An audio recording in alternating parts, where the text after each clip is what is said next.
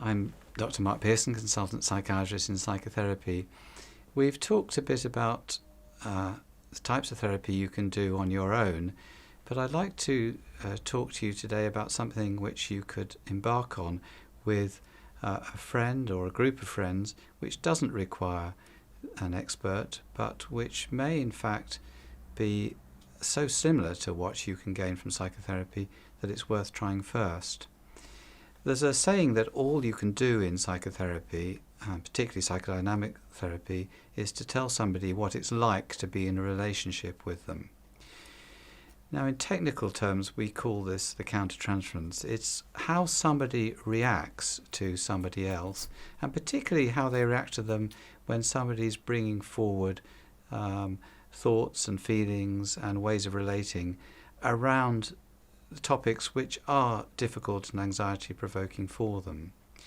So you might sit down together and get somebody to talk to you, and instead of focusing entirely on what they're saying, focus on what you're feeling about them, how you're reacting to this situation. What do you think, in an empathic way, they're telling you about themselves, but what impact is this having on somebody else?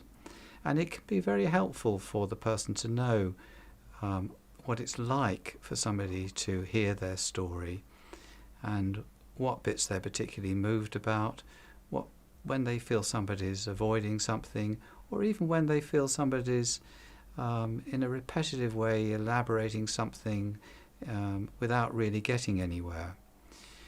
So this is something you could do both for yourself, acting as the patient if you like, and you can try it acting as the therapist, because sometimes in listening to somebody else you can gain insights into things which may be troubling you.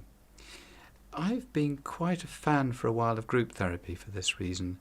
It's surprising how sensitive people are, if they have problems, to people who have similar problems to themselves.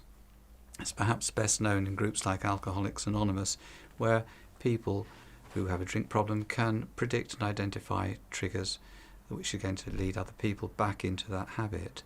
So you can get together as a dyad. You can do what's called co-counselling, where you almost take it in turns to talk about things which trouble you. You need to agree parameters, usually those of confidentiality, usually those of how long the session is going to go on for, and stop when it's time to stop. You can get together in an informal group. These used to be called encounter groups, and when I grew up in the 60s and 70s, they were very popular. They seem to have slightly gone out of fashion, I think because things can go wrong in encounter groups, and people can feel that they've been rather exposed without really getting the feedback they want. So do what feels right to you. If you're not in a group of people that you trust and feel would respect your confidentiality and look after you, then don't go for the group. Individual co-counselling is probably a better bet.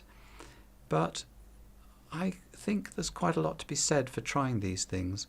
And just when you're doing it, just reiterate this problem, don't just focus on the obvious, which is what the other person is saying, but focus in on yourself and what you're feeling and what your emotional response is to the person, and then tell them that. And this is called giving open and honest feedback to the person, and they may find it very helpful, and you may find it very helpful giving this.